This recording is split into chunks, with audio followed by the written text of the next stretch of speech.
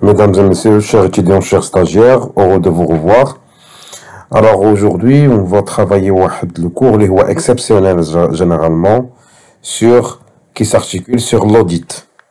Le terme qu'on entend toujours dans les entreprises, dans les petites entreprises, dans les grandes entreprises. Alors, سميتو شنو هو les typologies ديالو شنو هو هاد l'audit, on ne le sait pas.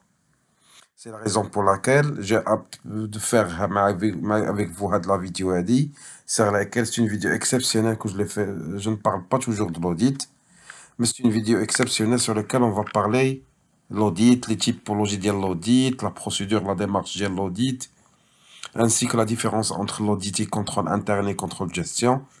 Alors, c'est une vidéo, c'est intéressant à voir. Alors, s'il vous plaît, veuillez me suivre, s'il vous plaît. Premièrement, on va commencer à définir c'est quoi l'audit. Alors, l'audit, il y a un processus de vérification qui se passe à l'intérieur de l'entreprise. Il y a une période de vérification, d'évaluation de le système entreprise, les états d'ILO, les documents d'ILO, qui peut être vérifié par des auditeurs ou là, des gens qui travaillent à l'entreprise, ou bien des entités qui viennent de l'externe, au bureau d'audit. شنو لا ريزون ديالهم باش يطوروا من هاد لونتربريز باش يشوفوا لي زانومالي اللي فيها ويحاولوا يصلحوها on essaye de voir les anomalies et essayer de les corriger et donner des recommandations. L'audit, le rôle ديالو c'est pas pour sanctionner ou là pour contrôler, ou c'est pour orienter et pour coacher, parce que l'audit il vient le mot auditer, c'est écouter, évaluer et donner des recommandations. C'est pas le même rôle de le contrôle interne. C'est pour cela, comme définition de l'audit, c'est un examen d'évaluation des procédures, des informations, et vérifier la conformité de l'khidma, est-ce qu'elle est conforme, la fiable, est-ce qu'elle est performante. Il se peut que l'audit il est fait effectuer par l'entreprise, par son propre personnel, les auditeurs internes, ou il se peut qu'on trouve un organisme extérieur, le bureau d'audit, ou l'audit. Donc l'objectif de l'audit, il y en a beaucoup d'objectifs. L'objectif, c'est assurer la conformité des opérations. Ils sont conformes les normes ou les procédures internes, ils ne sont pas conformes. La procédure La deuxième des choses, il faut découvrir est-ce qu'on a des erreurs dans l'exploitation ou quelque chose de irrégularité. C'est-à-dire quoi? On essaie de détecter les fraudes et les anomalies. On va essayer de quoi? Soit d'annuler, de les éliminer, soit de corriger. Le point de détection des anomalies. On essaye de corriger. Si on corrige, on améliore la performance de l'entreprise. En tant qu'auditeur, ce qu'il faut corriger, ce qu'il faut recommander, etc. pour corriger les anomalies ou les dysfonctionnements maintenant. Et garantir est-ce que les informations collectées elles sont sûres, elles sont transparentes. Les états financiers ou bien les états reporting de marketing ou le ils sont des informations exactes et fiables en vérifiant les documents. Afin de quoi? Afin de réduire le risque. Des risques opérationnels, ou des risques stratégiques, ou des risques financiers, ou des pertes.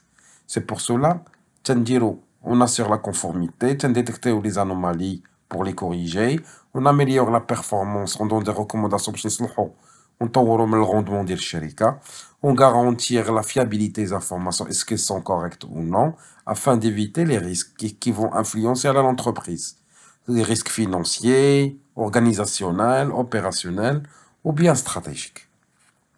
Ça, l'objectif de l'audit. Maintenant, on va passer les typologies d'audit, ou les types d'audit. Alors, les types d'audit, on va commencer, on va donner les significations, et à la fin, on va donner le nom de l'audit.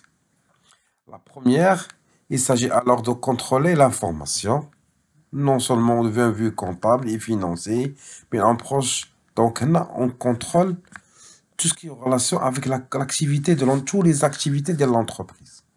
On les contrôle, on vérifie les niveaux, un point de vue comptable, financier, ou d'un point de vue de toutes les fonctions d'entreprise, on vérifie l'exploitation d'IENA, est-ce qu'il a dans les normes ou là? واش غادي في المسار الصحيح ولا لا dans les normes. C'est pour là que c'est audit opérationnel parce qu'il est relatif à tous les fonctions de l'entreprise. C'est-à-dire des audits à toutes les fonctions de l'entreprise. Le financier, marketing, production, comptable, ressources humaines. C'est pour cela qu'on a tel audit ressources humaines dans laquelle on a une typologie, mais on ne va pas discuter elle aujourd'hui. Le deuxième audit, c'est opinion sur les états financiers de synthèse. On doit s'assurer sur la qualité de l'information financière collectée ou sur les données financières. Il y a le côté financier. C'est pour ça que c'est l'audit financier.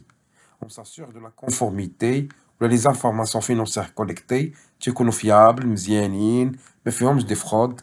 C'est pour cela que c'est l'audit financier.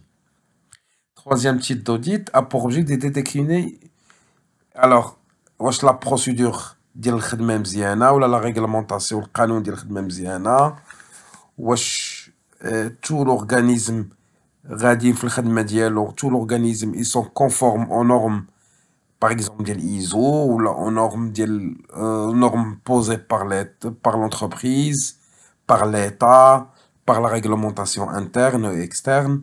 C'est pour cela اي حاجه اللي هي pour être conforme تنهضروا على l'audit de conformité. Tous les actes اللي كاينين dans l'entreprise ils sont conformes تيلائموا القانون ولا la réglementation de l'entreprise.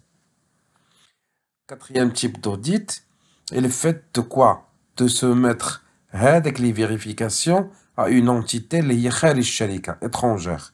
C'est pour cela on l'appelle quoi? C'est l'audit externe. Un bureau d'audit, c'est lui qui va contrôler tout ce qui conforme, ce qui est en relation avec l'entreprise. Donc on soumet nos têtes à un bureau d'audit où il contrôle les problèmes pour nous donner leurs recommandations. On parle de l'audit externe. Puis, le contraire de l'audit externe, donc on trouve une entité indépendante au sein de l'entreprise, il y a ce qu'on appelle l'audit. Elle a la maîtrise de ses opérations, elle nous donne ses conseils, des recommandations, mais qui appartient à l'entreprise. C'est pour cela qu'on l'appelle, c'est l'audit interne. Et on a des audits qui est imposé par l'État. L'État est imposé par la loi. Il faut que vous soumettez à l'audit. C'est pour cela qu'on parle ici de l'audit légal, parce qu'il est imposé par l'État. Ok? Un contrat qu'on établit avec un bureau d'audit, avec l'entreprise. C'est pour cela on signe un contrat, bien sûr audit externe, ou bien audit contractuel. Alors, et à la fin, on fait une analyse de système d'information pour garantir sa sécurité et son efficacité et sa conformité avec les exigences actuelles et technologiques. C'est pour cela qu'on l'appelle audit informatique. Là, on a discuté les types d'audit ainsi que leur nomination. Bien sûr qu'il y a d'autres types d'audit. Audit marketing, audit gestion, audit. Donc, on a essayé de donner quelques audits juste pour savoir qu'il n'existe pas un seul type d'audit, il y en a plusieurs. Maintenant, on va passer à la démarche d'audit. Comment on fait pour faire l'audit? Donc, la démarche d'audit, c'est une méthodologie de travail qui se décompose en 4 étapes. Bien sûr, l'étape, il y en a des sous-étapes, mais pour donner une évaluation objective et fiable, on poursuit 4 étapes. Donc la première étape, c'est la phase de préparation. C'est-à-dire qu'il faut définir l'objectif avec la mission d'audit, les raisons, l'audit, la conformité, détection des anomalies. Puis, on va prendre une connaissance de l'environnement de l'entreprise, interne et externe. On va faire ce qu'on appelle le plan d'audit. C'est-à-dire un programme détaillé sur les périmètres, les ressources, les échéanciers et les choses pour réaliser la mission d'audit. Premièrement, c'est la phase de préparation. On définit les objectifs, on prend connaissance de l'environnement, de l'organisation, le secteur d'activité, puis on planifie la mission. Il y a l'élaboration du programme détaillé sur le périmètre. La deuxième phase, c'est la phase de réalisation. Là, on collecte les informations de chaque, du service ou le département concerné, ou bien de l'entreprise. On vérifie les procédures, on prend un échantillon, on pose des entretiens aux collaborateurs. Donc, la première des choses, la phase de réalisation, on collecte des informations. Des réunions, analyse documentaire, observation sur le terrain. Le deuxième, texte et contrôle, c'est-à-dire on vérifie la procédure, on pose des questions à les collaborateurs, les responsables. Après, on analyse l'écart entre ce qui est dans le texte et la réglementation et ce qui est généralement dans le réel. Donc on vérifie, on analyse les écarts, mais bien le réel et ce qui est conforme et la conformité. Après, on va passer à la phase de synthèse. On va réduire un rapport d'audit sur lequel on va présenter le résultat de l'audit.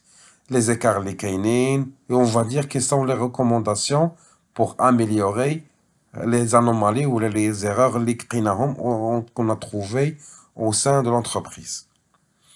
On va communiquer les informations aux responsables concernés de l'entité. Il se peut que l'entreprise, ou le service audité, ou le département audité, ou la division, on essaie d'échanger, on donne une copie du rapport avec l'entité pour vérifier, pour voir les anomalies, essayer de les corriger.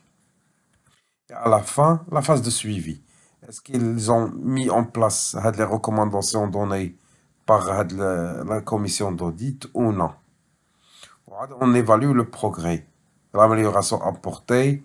S'il y a des améliorations qui ne sont pas conformes, on essaie de réajuster des recommandations.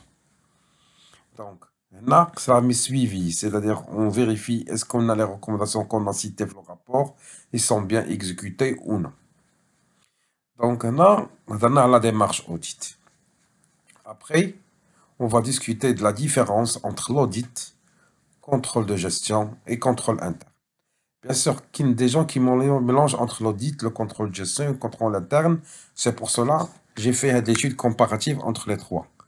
Pour que les puissent comprendre quelle est la différence entre les trois. Donc, les critères sur lesquels on va faire la différence, dans l'audit, contrôle de gestion et contrôle interne. On va commencer avec la définition. Bien sûr, l'audit, c'est un processus d'évaluation et de vérification des informations et de processus d'une organisation pour assurer leur conformité et leur fiabilité.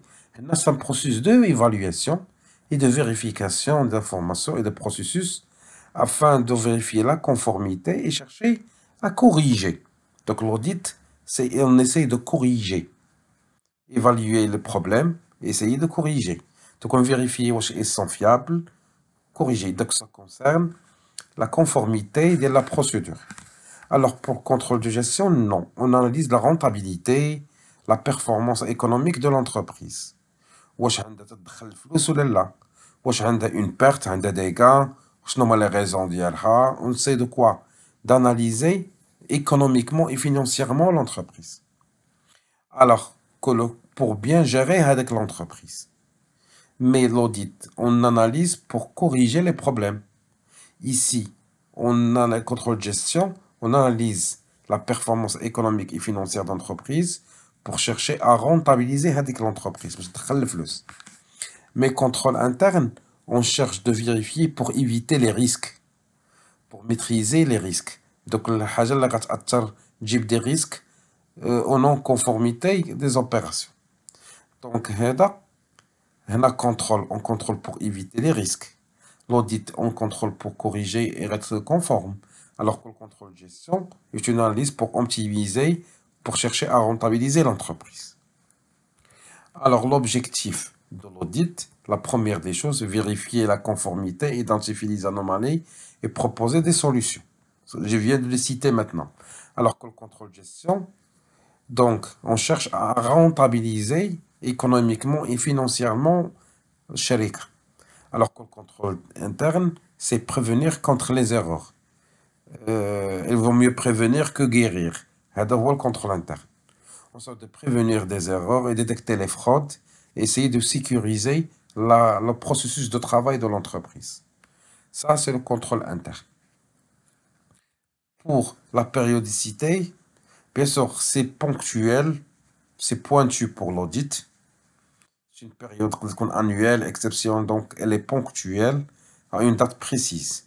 Alors, contrôle de gestion entre dans le processus, dans la gestion d'entreprise. C'est-à-dire, on collecte chaque jour l'information, on la remonte le contrôle de gestion pour vérifier le processus ou le travail de l'entreprise. C'est permanent.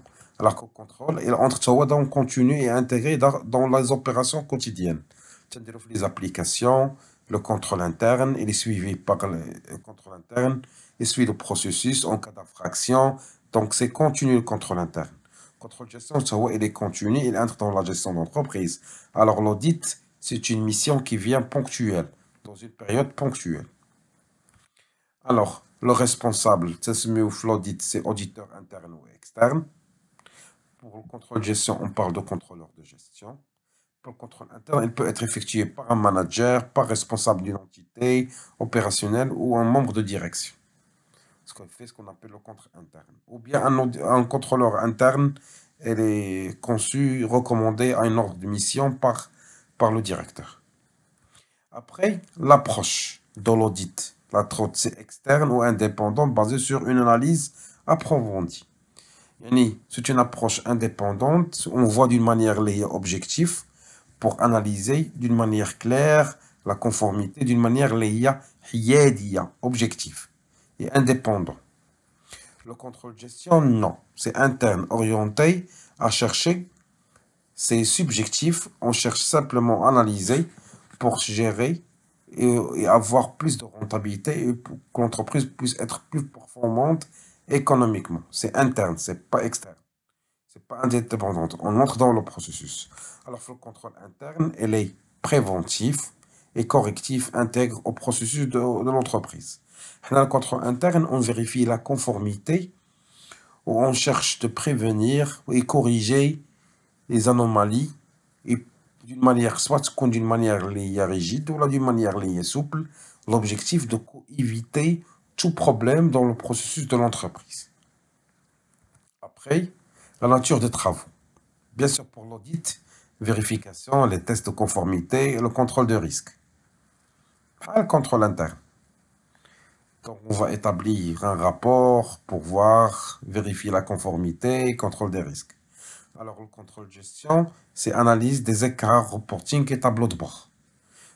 Analyser les écarts entre le réel ou le préétabli. Il faut les reporting, les rapports les services. On vérifie à travers les tableaux de bord. Alors que le contrôle interne, donc mise en place des procédures contrôle surveillance continue. C'est-à-dire des pistes pour contrôle interne. En cas de mouvements qui ne sont pas corrects, les garde-feux ou les notifications qu'on reçoit, attention, on a un problème de ce côté ou de ce côté. Donc, c'est mise en place des procédures de contrôle et surveillance continue de chaque section, de chaque fonction de l'entreprise. Alors, les outils utilisés, bien sûr, on a normes d'audit, tests, conformité, rapport d'audit. Ce sont les outils à utiliser. Bien sûr, indicateurs de performance, les tableaux de bord, les reporting, la gestion budgétaire, ce sont pour le contrôle de gestion. Alors pour le contrôle interne, procédures, réglementation, les notes de service, les contrôles automatiques, séparation des tâches, pour voir, ce sont les outils du contrôle interne. Pour le résultat, lorsqu'on analyse le résultat, on fait un rapport avec des recommandations correctives pour corriger les anomalies. On sait de coacher les gens. Pour le contrôle de gestion, on cherche si on trouve des résultats positifs ou négatifs. On fait des plans d'action pour corriger et pour optimiser et pour améliorer. Donc, on fait un plan d'action stratégique, c'est à long terme. On va faire l'optimisation budgétaire, on va prévoir des budgets futurs. Et à la fin, on va améliorer la rentabilité et la part de marché de l'entreprise. Alors que pour le contrôle interne, c'est réduction des risques de fiabilisation des opérations et amélioration du processus interne. On sait de quoi? De optimiser ou là de rendre le travail interne conforme et réglementaire pour éviter le risque. Alors d'une manière claire, on a essayé de séparer entre c'est quoi l'audit Et c'est quoi le contrôle de gestion? C'est quoi le contrôle interne? L'audit, je répète, c'est découvrir les anomalies, corriger et des recommandations. Contrôle interne, non. Le rôle d'ILO, c'est découvrir les anomalies et les corriger et faire des procédures dures, rigides, pour ne pas tomber dans ces risques-là. Alors que le contrôle de gestion, il a le rôle de chercher à analyser l'exploitation de l'entreprise et chercher à rentabiliser financièrement et économiquement l'entreprise. J'espère que nous avons de la vidéo sur l'audit. On se retrouve dans une autre vidéo sur laquelle on va traiter un autre sujet. Passez une excellente soirée et à la prochaine. Salam alaikum.